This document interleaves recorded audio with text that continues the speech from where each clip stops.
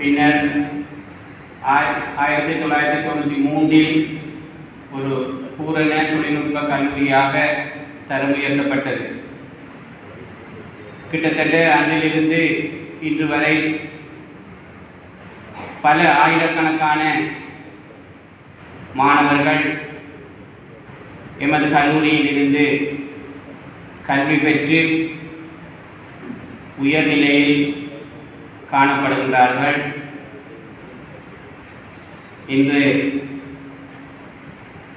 எனது பழைய மாணவன் கணக்காய்வுத்துறையில் உயர் பதவியில் இருக்கின்ற ஒருவர் பெற்றோராக இவர் இருந்துள்ளார்.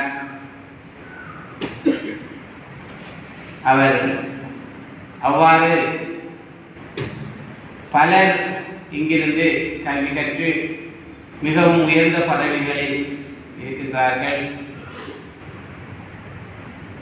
ஆகவே அன்பார்ந்த பெற்றோர்களே, மாணவர்களே, இது உங்களின் வாழ்க்கையில் ஒரு திருப்புமையான இடத்தில் நீங்கள் ஆரம்பித்துள்ளீர்கள். நீங்கள் ஓயல் கற்றவர்கள் இருக்கின்றீர்கள், உள்ளவர்கள் இருக்கின்றீர்கள். ஆகவே உங்கள் அனைவரையும் வேறு ஒரு பாதை கூடாது, அதாவது நாங்கள் முதலாம் ஆண்டிலிருந்து ஸ்காலர்ஷிப் ஓஎல் ஏஎல் அடுத்தது பல்கலைக்கழகத்தில் இருந்த ஒரு தூர இலட்சியத்தோடு பயணித்த நாங்கள் அதிலிருந்து என்னுடைய அந்த லட்சியத்தை மாற்றி இந்த பாதைக்கு ஊடாக தொழில்நுட்ப கல்விக்கு ஊடாக உங்களுடைய வாழ்க்கையை மேம்படுத்திக் கொள்வதற்கான எமது கல்லூரியில் இந்த 2025ஆம் ஆண்டில் கிட்டத்தட்ட 800 மாணவர்கள் இணைந்து கொண்டார்கள்.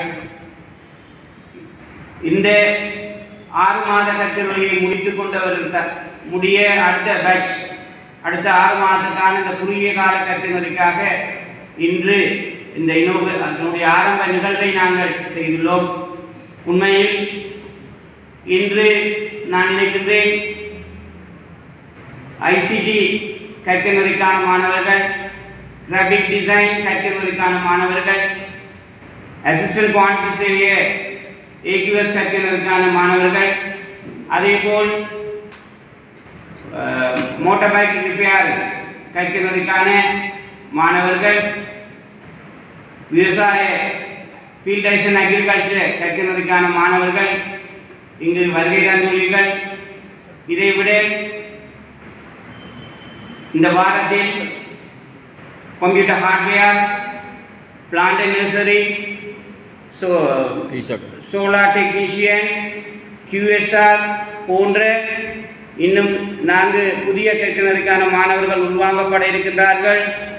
ஆகவே இது உங்களுக்கு ஒரு சிறந்த ஒரு வாய்ப்பு. அதாவது இப்போது உங்களுக்கு தெரிய வேண்டும், இந்த NVQ சான்றிதழ் என்பது மிக முக்கியமானதாக காணப்படுகின்றது. இங்கு வருகை தந்துள்ள அனைத்து மாணவர்களும் NVQ லெவல் 4 சான்றிதழை பெற்றுக்கொள்வதற்காக வருகை தந்துள்ளீர்கள். இதன் தொடர்ச்சியாக NVQ level 5, NVQ level 6, NVQ level 7 என்று பல்கலைக்கழக பட்டத்துக்கு சமமான சான்றிதழை பெற்றக்கூடிய தொடர்ச்சியாக நீங்கள் முன்னேறி செல்லக்கூடியதாக இருக்கும். ஆகவே நான் பல்கலைக்கழகம் செல்ல முடியவில்லை என்ற மனக்கவலை உங்களுக்கு தேவையில்லை. சற்று பொறுமையாக அரசாங்கத்திலும் கூட இனி பொதுவாக NVQ சான்றிதழ் கூடாகவே வேலை வழங்கப்படக்கூடிய ஒரு நிலை இருக்கிறது. இலங்கையில் புதிதாக வர இருக்கின்ற கல்வி சீர்திருத்தம் கூட அதாவது தொழில்நுட்ப கல்வி என்பது பாடசாலையில் இருந்தே ஆரம்பிக்கின்ற அடிப்படையில் இந்த கல்வி சீர்திருத்தம் ஏற்படுத்தப்பட இருக்கின்றது. ஆகவே எதிர்காலத்தில் தொழிற்கல்விக்கு மிகவும் முக்கிய பாடசாலையில் கல்வி கற்றிருப்பீர்கள். உண்மையாக இந்த ஓஎல் மற்றது ஏழுக்கு வருகின்ற மாணவர்களில் ஒரு குறிப்பிட்ட வீதமானவர்கள் மட்டுமே பல்கலைக்கழகம் செல்லக்கூடிய வாய்ப்பு இருக்கின்றது. உங்களுக்கு தெரியும், உங்களுடன் சேர்ந்து கற்ற தொடர்ச்சியாக ஆண்டு ஒன்றிலிருந்து 7 வரை கற்ற நண்பர்களில் ஒரு குறிப்பிட்ட வீத மாணவர்கள் மட்டுமே பல்கலைக்கழகம் சென்றுள்ளனர். ஆகவே உதாரணமாக ஒரு 4 லட்சம் பேர் ஒரு வருடத்தில் எழுதினால் அதில் 40,000 பேர் அளவிலேயே பல்கலைக்கழகம் செல்கின்றோம், ஏனையவர் வெளியில் இருக்கின்றோம். ஆகவே உங்களுக்கு என்ன எதிர்காலம் என்று பார்த்தால் நிச்சயமாக நீங்கள் சோர்ந்து விட தேவையில்லை. இந்த தொழில்நுட்ப கல்விக்கு கற்று தொடர்ச்சியாக நீங்கள் உங்களுடைய வாழ்க்கையை மேம்படுத்திக் கொள்ளக்கூடியதாக இருக்கும். உதாரணத்துக்கு ஐசிடி கூட நீங்கள் மேல்நிலை தொடர்ச்சியாக கற்றுக்கொள்ள முடியும். அதே மாதிரி கிராஃபிக் டிசைன் நீங்கள் தனியார் துறையில் கூட வேலை வாய்ப்புகளை பெறக்கூடியதாக.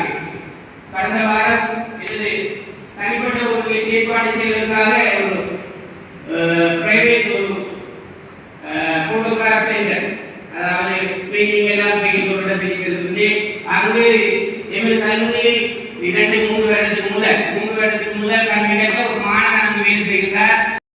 இங்கிருந்து அந்த சான்றிதழ் எடுக்கிற அந்த ஸ்கில்லோட வெளியே போகக்கூட உங்களுக்கு எங்கேயே ஒரு இடத்துல ஒரு எதிர்காலம் இருக்கு. எந்த துறை கூட மேல போகலாம். நிறைய வசதிகள் இருக்கின்றது. எமது கல்லூரி கூட இங்கேயே படிக்கலாம், 6 இங்கேயே படிக்கலாம்.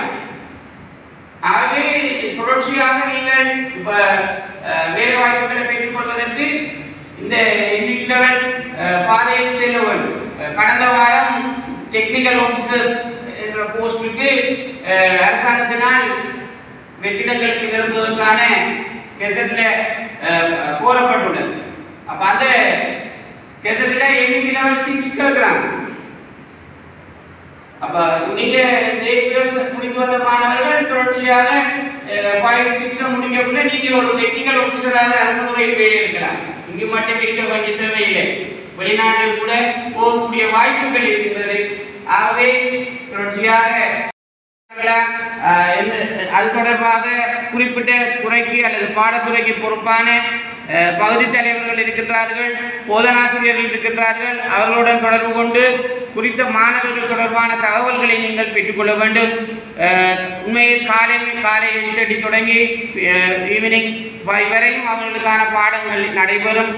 சில வழியில் சில டைம் டேபிளில் மாற்றங்கள் இருக்கலாம். ஆகவே அவர்களுக்கு கட்டாயமாக மதிய உணவு கொடுத்து விடுங்கள். பிள்ளைகளுடைய வரவில் கவனம் செலுத்துங்கள்.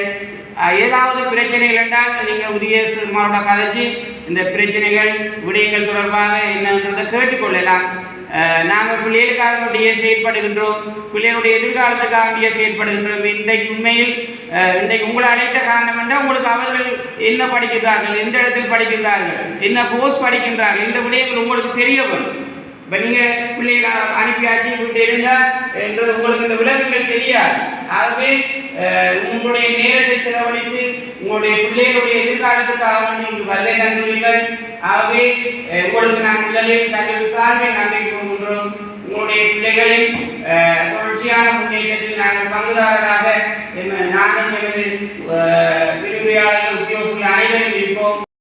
9 தொழில்துறை சார்ந்த எங்கள் திணைக்களத்தில், அதாவது department of technical education and training என்கின்ற அந்த டிபார்ட்மெண்ட்டில் உள்ள இருக்கின்ற 30 தொழில்நுட்ப கல்லூரிகள், 9 தொழில்நுட்பவியல் கல்லூரிகள், காலேஜ் ஆஃப் டெக்னாலஜி, இந்த 39 நிறுவனங்களில் மட்டக்களப்பு மாவட்டத்தில் உள்ள ஒரே ஒரு நிறுவனம் எங்களது மட்டக்களப்பு தொழில்நுட்ப கல்லூரி.